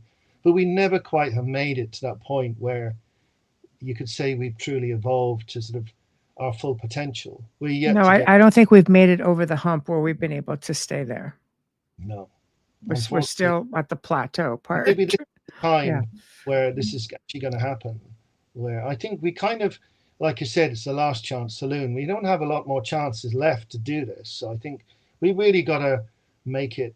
There's an interesting film, a remake of The Day the Earth Stood Still, and it's got Keanu Reeves, this guy, Clout. And I Yes. think John Cleese that is talking to Klaatu. He's like the scientist, and he says, right, humanity really only shows its worth or reaches full potential when it's pushed to the edge. He says, like, he's trying to convince him not to kill us all and wipe us all out because that's what he's come to do. Mm. And he says, like, give us that chance. Give us that one last chance to evolve and show you that we could fulfill our potential. Don't just wipe us out. And he manages to convince him. So it's a slightly different ending from the original 50s It film. is. But it's really Yes. quite beautiful. It's just like, yeah, I really think we are at pushed to the edge, and maybe that is what we've needed, to be pushed to the edge to actually finally make the changes that we have to make in order to move into the Aquarian age. I think that's really what this generation and the next generation, that's our job really, is to try and get us over that line Mm. and all this flip flopping that we've been doing for centuries and millennia up till now. Well, I think I think we we could do it. we Yeah, naturally fear things that we don't understand, and we obviously, as a culture, we the conditioning happens so steadily and so slowly and so consistently that you don't even realize until it's too late that it's happened, and it gets passed down generation to generation. So the mm, cycle continues. So we need to break the cycle and get yeah, back to where we have to try to remember who we actually are, where we come from. And mm, that's been, I think, taken away from us on different levels. But I feel we've come from, they started off talking about the Druids as very advanced, mm, advanced in their thinking, to being able to be advisors and healers and spiritualists and strategists, and right, as a perfect example of one culture that could do it all and to be respected enough to advise the people at the highest levels, and mm, still managed at some point to slowly just kind of disappear. But we, still hanging in there in modern culture. There seems to be a resurgence of yeah, that lifestyle and that belief system. And then we've covered the base of, this is where do we veer off track? Where did the train go off the freaking rails? And here we yeah. are, and we can't even get that straight anymore. Yeah. Well, you know what? We reached a point where what went wrong is no longer important. We know it went off the tracks. And when it Hmm. happened, really that important. What is really important is we get back on the tracks again.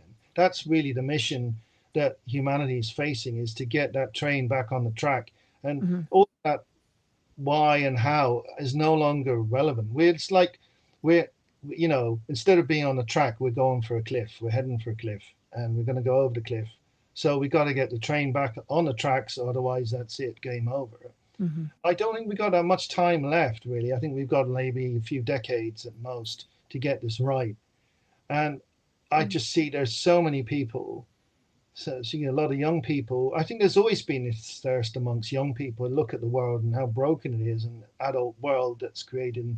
Oh well, we got to do this and got to do that, and yeah, it's wrong, but we need money and we need this, and yeah, we don't like all this, but it's just how it is, and we just accept it.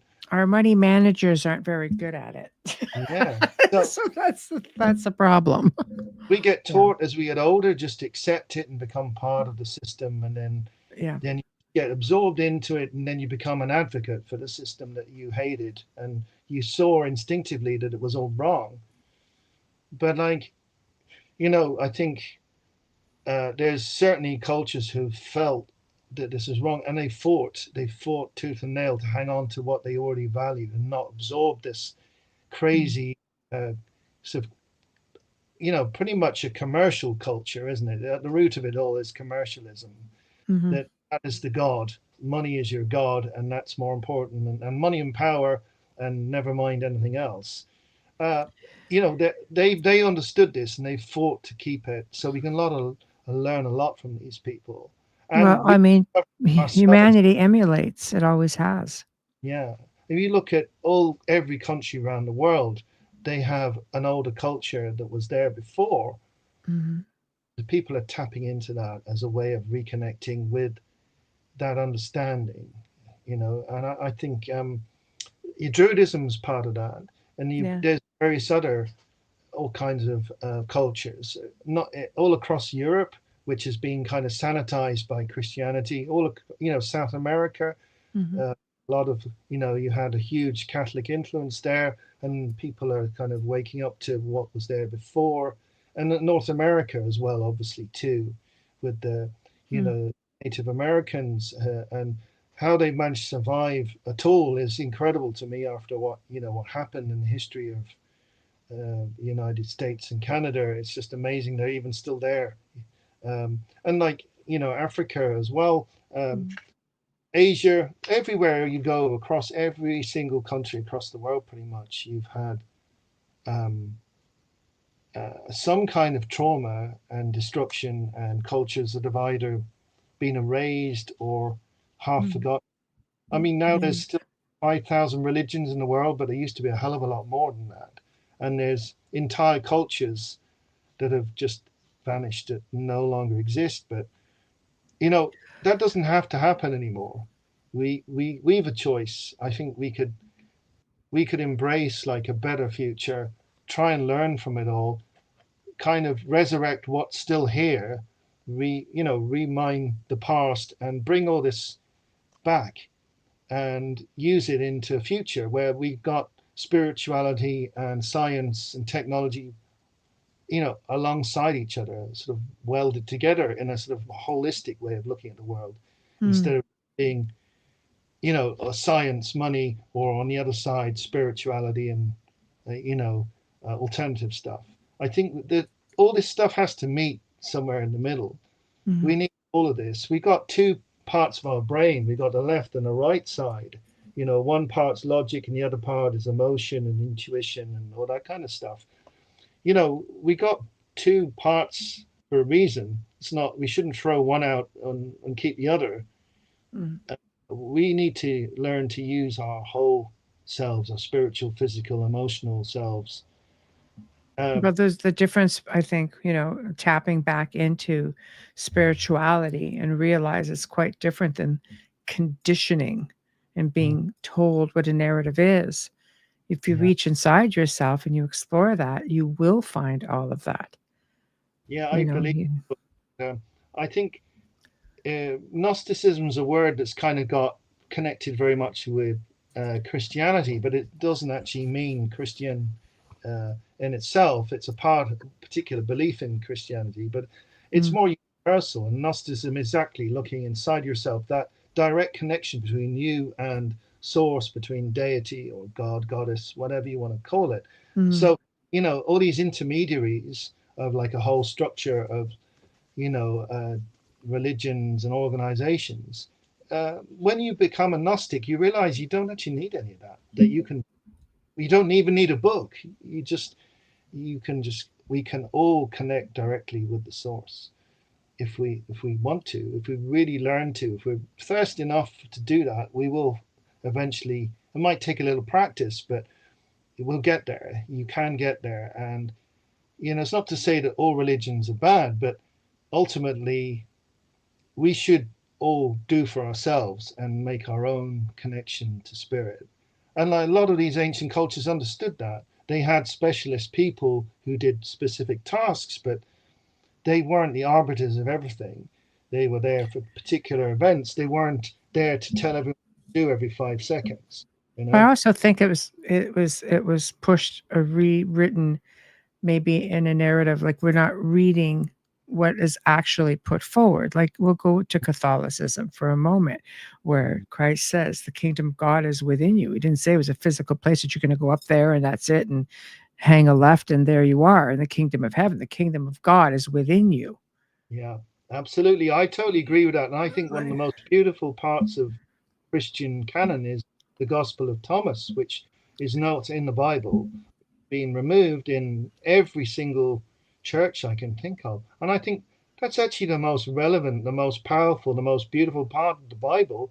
And all of it is basically along the lines of what you just said. It's his spirituality, his spiritual teachings about finding meaning.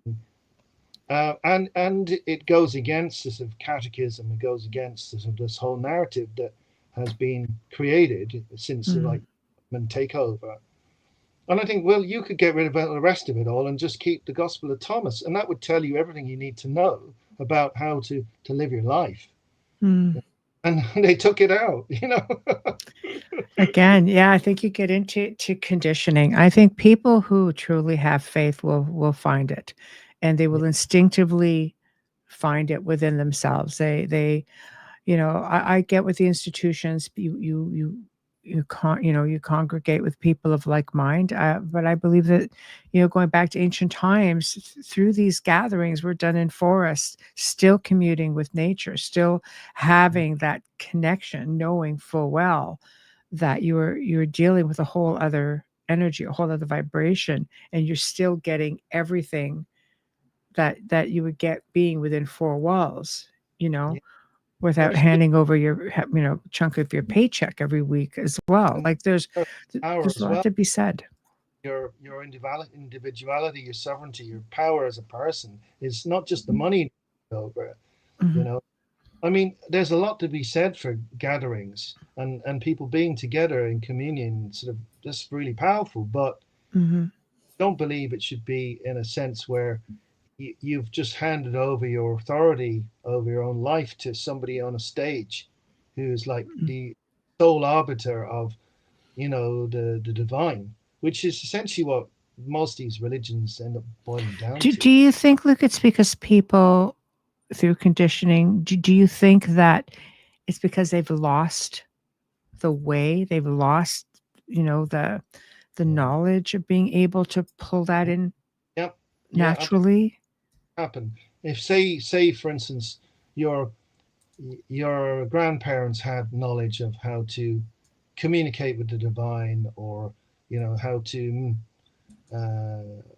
meditate or pray, and sort of connect with all the stuff, and then they were told by somebody, and then your parents learn this, and they go, oh, I know that my mom and dad knew something about the stuff, but I don't know, they didn't teach me, they got killed, and so I don't know it. And then you go, oh, my parents knew something about something, but I don't really know what it was. They didn't even know what had been lost because, the generation before never got taught what they knew. And so then you're like, oh, well, this is how it is. You come to to this building, and there's a person, usually a man, who's going to stand there in funny clothes and tell you what to believe and how to do this and how to do that. And if you want to be spiritual, you have to come here to this place. And by the way, you need to give us a lot of money too, and In do some everything. cases, yeah. So Yeah. all this, whatever your parents or grandparents might have known, has been gone. It's been disappeared. It leaves you just this one option. So you've forgotten The into oral history, hence why the all ancients would gone. pass things down through oral history. You would be given that knowledge. But somehow these things come back. They survive. It's incredible that things that have been erased by various institutions, I'm not going to mention specific religions Yeah, yeah, or yeah, churches, but yeah. we all know the ones that are about erasing everybody else and everyone else's beliefs. Mm, Somehow these things do manage to survive. They disappear and they come back. Look, for mm, instance, the Dead Sea Scrolls. How long have they been hidden for? mm, And suddenly they popped up. And mhm. various things of spiritual nature somehow are rediscovered. I mean, who'd have thought Göbekli Tepe would be found? And we know that is a spiritual, religious, and Mm. astronomical center, which is about the whole. It's a religious center. It's a spiritual center. It's not, it's not an ancient That was camp. purposely buried by them as well. Never mind being reburied now. What causes a culture to bury their Yeah, own? wonder, was it buried on purpose for it to be discovered at a later age, or Mhm, was it felt that that knowledge was under threat and had to be mhm, preserved by burying it? Who We don't know fully their reasons. There's some interesting theories around that. mhm, The narrative of the stones is connected with the Great Flood. mhm. Uh, there's lots of interpretations. I won't go into it, but I think that it's no accident that this is all coming to light now at the right time when we need to make this massive transition. And people want to regain what was lost, because there is a sense of lack, isn't there? There is a sense of something missing. That you could go and buy like 1,000 pairs of shoes, and there's some boxer guy who's like he's got like 10 Bugattis or whatever, like Yeah. unbelievable. Spend all his money on these ridiculous cars that cost him like millions, millions. And there was this other guy, he's a footballer. He's going around a broken phone. And he says, "Why come you got like a cracked phone?" "Oh, well, I don't live on a lot of money, but you're a multimillionaire." It turns out he sends all his money back to South America, and he gives all the money that he's earned to like the town. And as look at the difference between these two people. One of them is a boxer, one of them is a footballer, and one is just indulging themselves for their own gain, and the other one is actually trying to transform. A community. And he doesn't give a monkeys that he's got a crack in his phone. His Mhm, values are about where he came from, his people, his culture, the love for mhm. and all that. I know who I respect out of those two people, you know. Yeah. And It's very easy to fall into the conditioning. yeah, You're someone based on your possessions as opposed to your actions. yeah, See, like I think again, it's so backwards. yeah. But the great It's thing changed. about it is we could always come back from something like that. Yeah. Well, yeah. It's saying it's not over till it's over, and Yes. you know, and the only thing you can't recover from is being dead, really. And even then, occasionally people wake up again and they Yeah. tell the world about their near-death experiences. But usually you can't come back from being dead. So until the day you die is an opportunity to do something good in the world. Every day is a new chance to do something positive, to change the world. I've seen those interesting bumper stickers going. It says like, "Do random acts of kindness." It says on the back of somebody's bumper, and I think, wow, what an inspirational message just to put that on the back of your car. And like, Pay it forward. Same we idea. Pay it we can forward. do amazing stuff if we want to. We can. We Every day is that choice to, uh, you know, um, do Mm. something to take all of us forward, because I think collectively we have great power, and that's another lie that we've been fed, that we're all just little tiny people and we can't do anything and we're all powerless. Mm. And that's a deliberate attempt to separate people, to keep you sort of powerless by thinking that you can't actually change anything, that you can't affect the world in a positive way. But Mm. like, I think I'm not sure where it comes from. It might be Sun Tzu, an example of like an arrow, and you can snap one arrow dead easy. But if you get a big bunch of arrows together and you try to snap them, you can't break them. So when you get people, you put people together of like mind who have an intention to do something, you can change the world. And I think we can change things. We will if we desire to do it strongly enough that enough people around the world, you reach this tipping point, this sort of critical mass of people that we go, right, we've had enough of this. Mm. Of this, I don't like swearing, but I'm going to say bullshit way of life. It Yeah. is bullshit. We've had enough of it, and I think we actually we have to fight, but not in the physical sense of like violence. That never worked before. Look at the Russian Revolution. Look at the French Revolution. You just got more of the same after. Yes. So it's a different kind of fight. This is a metaphysical, Yeah. spiritual fight instead of a physical fight. We got to beat them that way. We can't win physically by fighting. You You just have can't. to evolve yourself. It can't Yeah, affect you. It's a lot harder, if you're at a completely different frequency yeah, than, the things out absolutely. there that feed off that kind of energy. They want you in a bad place or a fearful place. Yeah, and if you feel isolated, it makes you weak. So I think once we realize our own potential, our own strength, that we can, if we if people can actually find a way to unite against this sort of, it's an atrocity really, what they're kind of sort of push on us, and the sort of bullshit ideology of life. Really, you kind of reject it in your own mind first, but then you have to take that out into the world, which is essentially what magic is. It's like the application of the will to manifest change, to affect the world around you. That's essentially, we're all capable of some kind of magic. Mm. um, and even on like the simplest level, think about if you go out into the day and you smile at every single person you meet, Mm. you will have an effect on them, whether you can see it or not. If you go And out and that just has a ripple effect.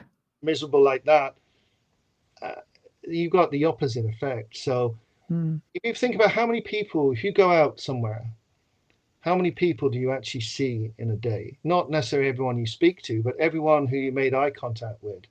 Mm. An entire day, it could be 1,000 people or it could be more. Mm. Smiled at every person.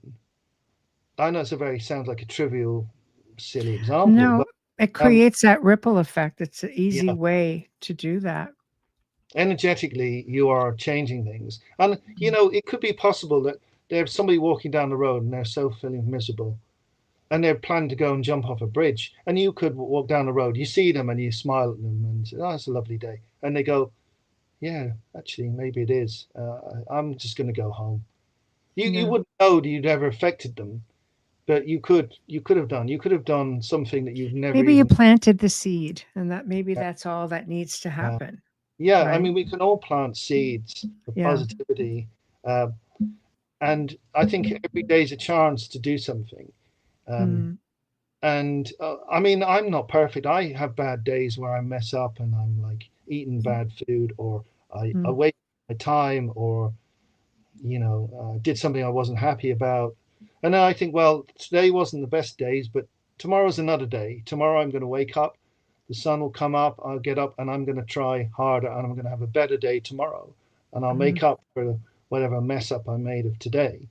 And Mm. usually I go to bed with that intention if I had a bad day. And usually I'd say 99 times out of 100, that actually works. That you don't let it stop you. Setbacks always happen. Life is full of setbacks. You get It up, is. It's part of try the again. lesson. You get up the next day and you get back on the horse and you just do it again. Hmm. You do it better the next day. And if you can do it better the next day every day, Mm. and then you're winning. You're beginning to actually make a mark on the world. And I think when you think about these people when they die, what's really important? Everyone says it's like your friends, your family. the mark of a good person is not how much money they made. It's like all the people that loved They've you, missed impacted. you, Yeah. that you've touched in your life. Um, that is the measure of a good person, not, oh, I got promoted 5 times and I earned No, this. no. I had such a You great you car.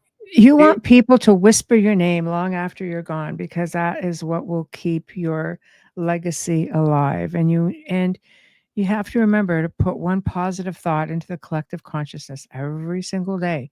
Over time, that is what goes out there because there's powers that be out there that are doing the opposite. yeah, And you absolutely. see you see the effects of that. So turn it around and Yeah, put something positive out into the collective consciousness every day, several yeah, times if you can. Put it yeah. out there and see I what don't comes back to you. holiday, do they? The bad guys are on full time. They're not taking This is days off. true. It's true. If we want to change the world, we've got to actually proactively go out there and do good things. Do Try and good help things. people. Try and Yes. help ourselves. And the amazing thing is actually I found doing good things for other people actually makes you feel good. Hmm. It's actually a far more of a buzz than like getting like a new toy or whatever. Hmm. Actually, doing something that helps someone's life and Hmm. seeing what it does, how it can transform things for people. That's really a powerful thing to receive. They're Leave, just leave the doing it. world a better place than how you found it, preferably because you were part of it and you left your mark. Pay it We forward. all, we all have to be part of that. And I think if we all, that realization that you're here to do what you have to Mm-hmm. do, and you just better get on and do it. Mm-hmm. We will change things. Mm-hmm. We, I it's not agree. always easy, but like I said, you get up the next day and you get back on the horse. You do it Mm-hmm. again. You don't, you don't give up, and that's I think what ultimately is going to lead us all to fulfillment and happiness, and a better And not future. end up like our predecessors that we've been talking about this whole show. We don't want to be like that. We want to keep going. We want to keep evolving.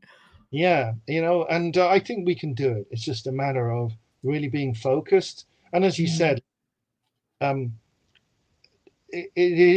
there's like a seesaw that's been going on, and we want to swing the seesaw in the right direction, and that's down to us actually being Mm. proactive and doing it and actually making it happen. And we can do it. Um, and It's I all think, mindset and intention. If you tell yeah, I think yourself you that's can do why it and they tell believe us it, yeah, that yeah. magic doesn't work and that we're all alone and that we can't do anything, we're powerless. They're telling us that because they know that the opposite is actually true. That Mm. if we do have that focus, that good intention, uh, and we're able to sort of repeat that over and over and sort of work together and see the positivity, the good in the world, that we can actually change things. And that's if they're terrified that we're going to do that we are collectively going to Well, change. it's why so much effort has been put into the conditioning. I agree with you 100%. We ourselves are powerful machines. We're Mm, miracles of life, we're creation. So yeah, why so much effort in conditioning and dumbing down unless there was a fear that we as a collective could be very powerful? I think you totally. nailed it right there. Yeah, it is down to their fear that they Yeah. are less powerful than everybody else who actually wants something better, and they know that, and that's why they have done exactly that. Why they put so much effort into making us feel isolated, inferior, powerless, because they know um, that they're actually incredibly vulnerable to this. And like collective consciousness has enormous power if only we could actually do it. It's like, did you ever come across the story? As an Irish guy called Jonathan Swift wrote a book called Gulliver's Travels, right? Yes. And his metaphor is like this giant that's tied up on the beach with Lilliputians, these tiny little people. But like the public is like this giant who's lying down on the sand, being tied down by these little ropes by all these very important Lilliputians, you know, who like work in different organizations, usually with 3 letters and what have you. And you're lying there thinking, "Oh my God!" But actually, what happens? The giant just gets up and just all the ropes fall away, and the little people are like scattered. As collectively, we actually like that. That if only we realized the power that we do have as collective humanity, they'd just be these tiny little people that are just brushed out of the way, and we tackle those ropes. But it requires an understanding. It requires a knowledge that we could do this. This world could be an amazing place if only we actually got up off the ground and just made it happen. So I think we're halfway there. We're kind of almost realized that we're kind of straining at the ropes now, like this big giant. It's beginning to wake up, and the Lilliputians are all absolutely crapping themselves. We're going back. That's it. Starting to fall away. The scales of our eyes, and they are in terror that we are going to just suddenly no longer accept it. Have faith. Put it out there and just be the best you could be, because that goes against many narratives. But this is a really awesome show. Boy, did it go into a really interesting direction, which everybody was into. But I love it. I love it because it just shows where part of where we came from and where we're going and what we can do for ourselves to get there. So thank you for joining me. It's just been great. Yeah. So, okay. Now tell us real quick, your books, where can they find it? I've got your website up. You can get that at that site, which are all signed copies, but I mean, a bit expensive for places like Australia and Canada and America. The postage is quite a lot. So you can find all these on local sites. Like, I'm not going to give a mention to the big one. There's one particular big seller where you get them all. But I'd suggest try some smaller websites, some more local if you can.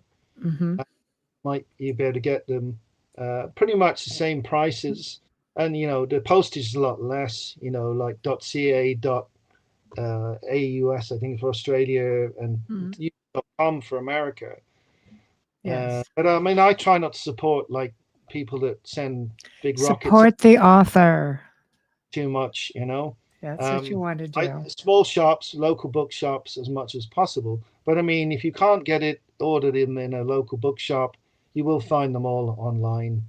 And obviously at my own website too. But yeah, I'm very much for supporting authors, not just me, but anybody that writes a book. In the most cases, through publishers, you really don't get very much money. And if you support the person that's written things at their own website, the same with music as well. You go to a band's website and buy it, the CD or whatever, direct from them. They usually do it because there's a whole big machine around publishing, music industry, even the art world. Oh, absolutely. Always go to the source, I always say. But I want to thank everybody in the chat room as well for spending your afternoon on this side of the world, evening on Luke's side of the world. You guys just make it that much more interesting.